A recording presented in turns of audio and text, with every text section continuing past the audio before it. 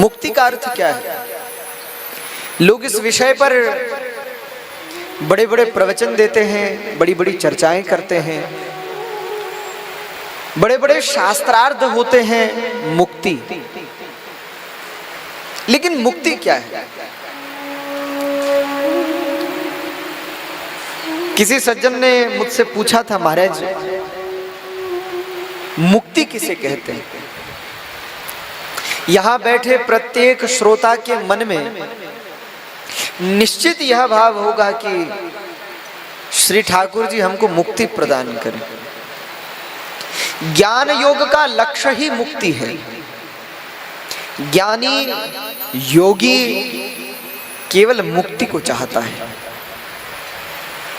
लेकिन मुक्ति किसे कहते हैं और मुक्ति कैसे मिलेगी? मैंने उनसे निवेदन किया, आपसे भी कहता हूं, मुक्ति क्या है? बड़ी सरल शब्दों में कहूं, सहज शब्दों में कहूं, जब इच्छाएं बची हों और सांसें समाप्त हो जाए, वो है मृत्यु। ध्यान दीजिएगा, जब इच्छाएं बची हों और सांसें समाप्त हो जाएं, वो है मृत्यु।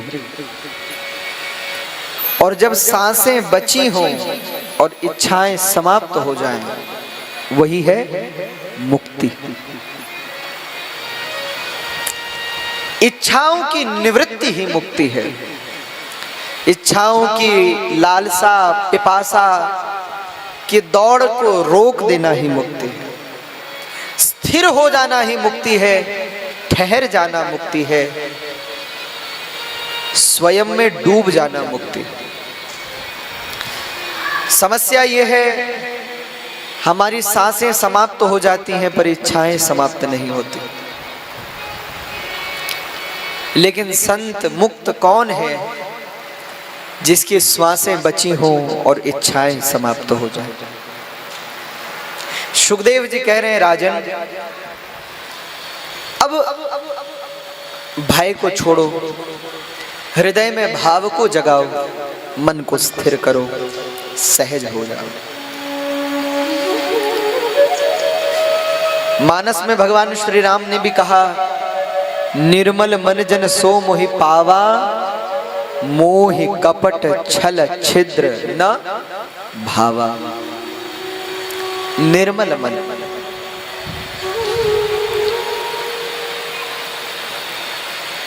कई लोगों से हम कहते हैं कि सुबह उठो, समय से नहाओ, समय से जागो, तैयार हो, प्रतिदिन स्नान करो, पवित्रता से रहो। तो वो मुझसे एक वाक्य कहते हैं, क्या?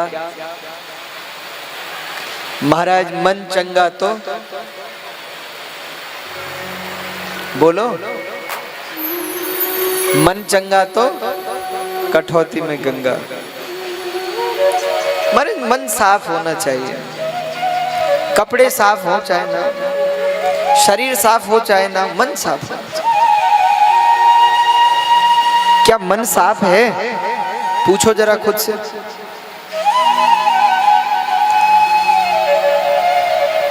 अरे जरा खुद से पूछ के देखो, मन साफ है? उसका हिसाब किताब तो जिस दिन वो बनाएंगे उस दिन पता लगेगा कि कितना मन चंगा कठौती में गंगा। आपको पता है ये वाक्य किसका बोला हुआ है? मन चंगा कठौती में गंगा किसने कहा है?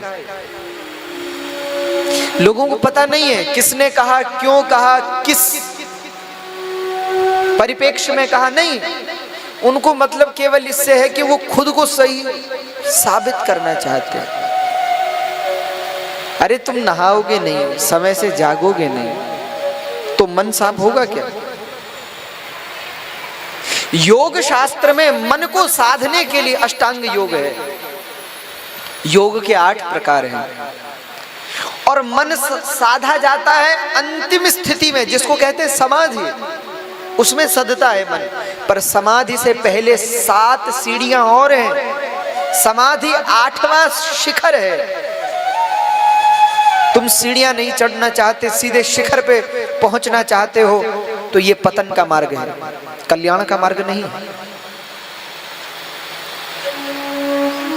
अष्टांग योग में समाधि शिखर है, 7 सीढ़ियां नीचे हैं। कौन सी? यम, नियम, आसन, प्राणायाम, प्रत्याहार, धारणा, ध्यान और फिर समाधि। तुम्हारे जीवन में ना यम है, ना नियम है, ना आसन है, ना प्राणायाम है, ना प्रत्याहार है, ना धारणा है, ना ध्यान है, और कहते हो हमारा मन साफ है।